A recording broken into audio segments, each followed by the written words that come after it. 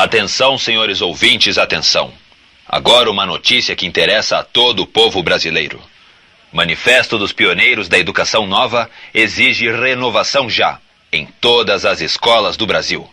O próprio manifesto se auto-intitula um documento um projeto de reconstrução educacional do Brasil. Extra! Manifesto denuncia. República não consegue criar a escola que o Brasil precisa. Não é que a educação no Brasil esteja desorganizada. Eles usam esse termo no manifesto. Ela está inorganizada, quer dizer, ela ainda não se organizou. Univesp apresenta Educação em Foco. Os principais jornais do país publicaram neste mês de março de 1932 o Manifesto dos Pioneiros da Educação Nova. Na hierarquia dos problemas nacionais, nenhum sobreleva em importância e gravidade ao da educação.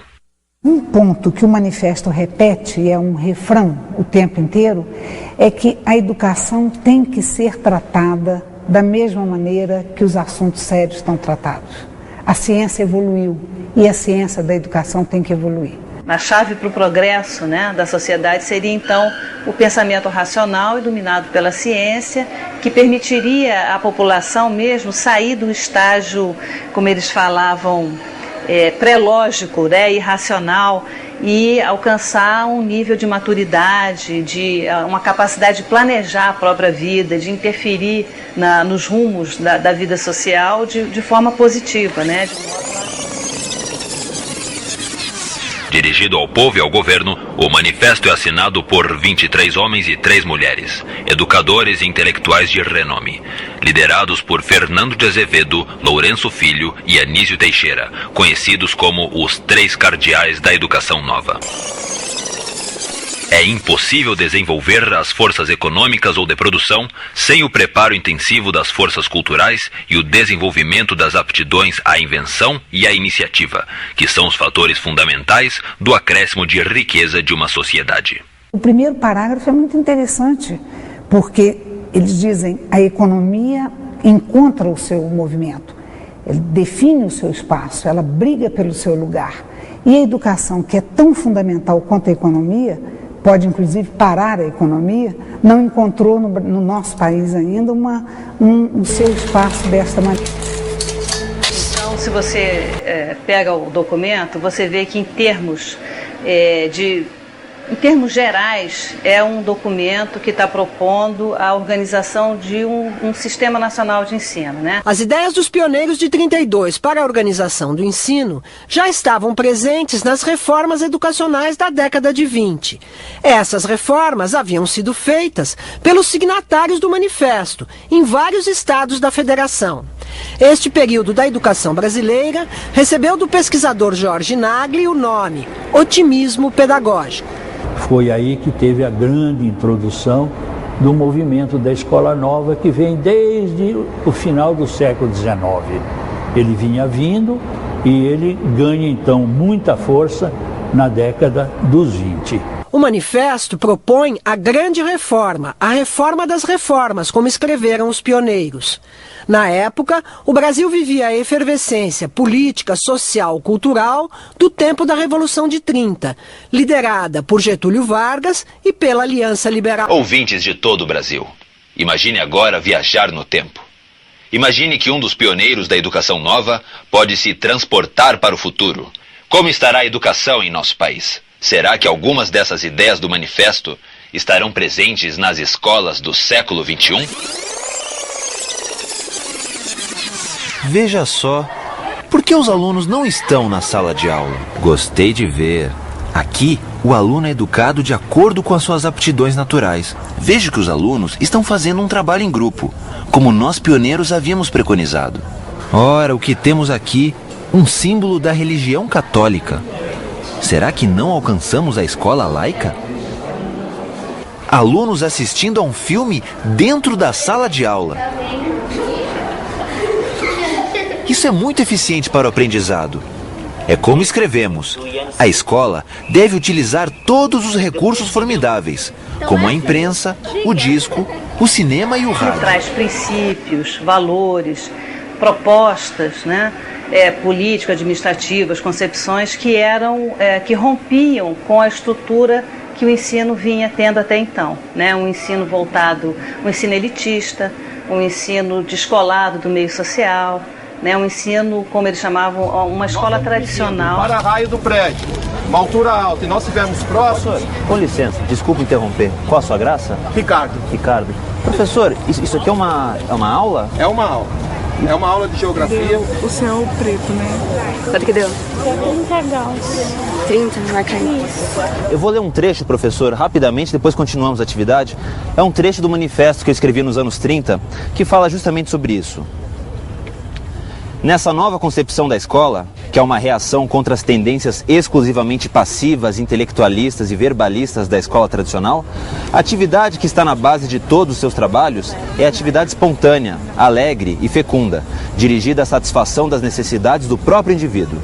O que distingue da escola tradicional à escola nova não é de fato a predominância dos trabalhos de base manual e corporal, mas o estímulo constante ao educando, a buscar todos os recursos ao seu alcance, graças à força de atração das necessidades profundamente sentidas.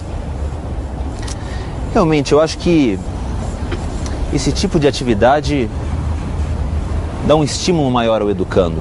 O senhor concorda com isso, não, professor? Concordo, porque a gente tem que explorar todas as nossas possibilidades.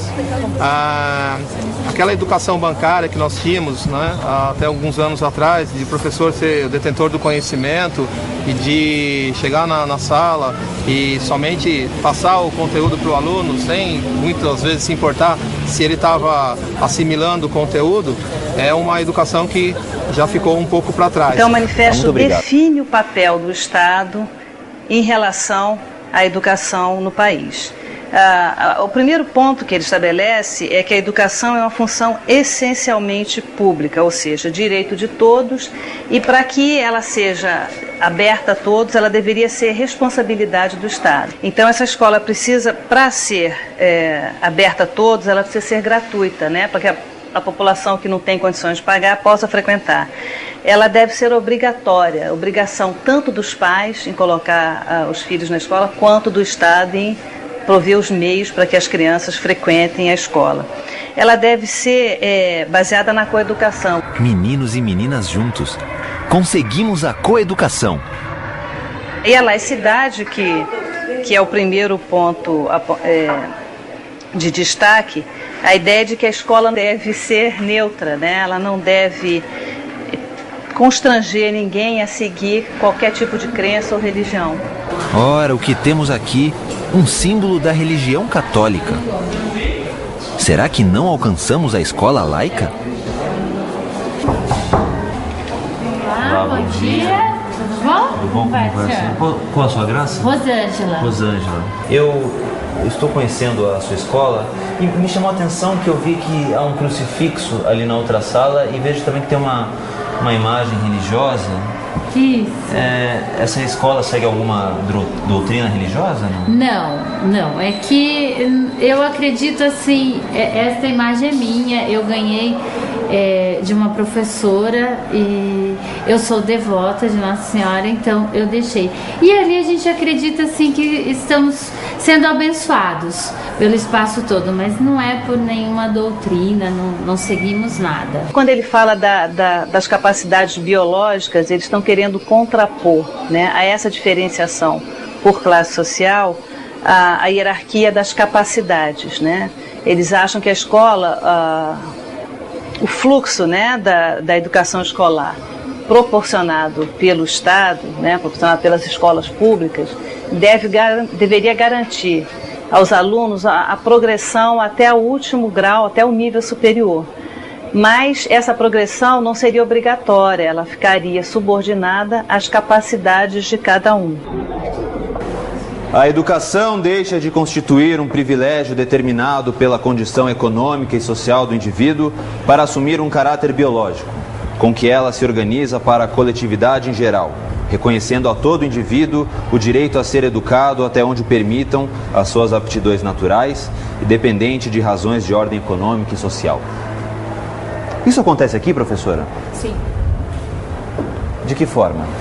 na medida em que nós temos alunos de todos os segmentos da sociedade. Nós não privilegiamos ninguém. Um aspecto importante do manifesto, que vai ser uma bandeira de luta desses educadores pioneiros quando eles participam das reformas de ensino, atuam, né, na organização do ensino em vários estados, é a profissionalização do professor. Os pioneiros da educação nova proclamam: o erro capital do atual sistema de educação pública do Brasil é a falta de continuidade e a falta de articulação no ensino, dos jardins de infância à universidade. O plano dos pioneiros é dividir a instrução em 4 grandes períodos: escola infantil, escola primária, escola secundária e educação superior. A escola secundária é o ponto em que o caráter da sociedade de classes, da sociedade discriminatória, né, que o Brasil sempre teve, aparece de forma mais contundente, né? A população pobre vai terminar ali o seu processo de escolarização, vai trabalhar, vai seguir um ramo, né? Vai ter atividades profissionais, né? Do curso, no sentido vai entrar para o mercado de trabalho e vai ser mão de obra.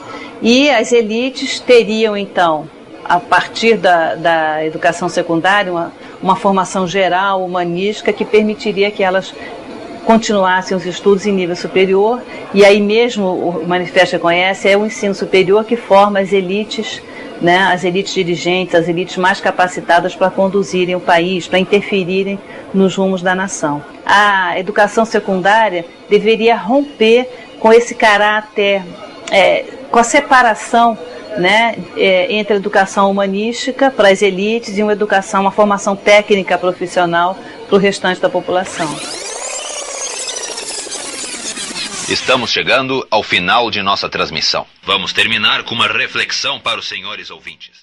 Nós temos uma missão a cumprir. Insensíveis à indiferença e à hostilidade, em luta aberta contra preconceitos e prevenções enraizadas, caminharemos progressivamente para o termo de nossa tarefa, sem abandonarmos o terreno das realidades, mas sem perdermos de vista os nossos ideais de reconstrução do Brasil na base de uma educação inteiramente nova.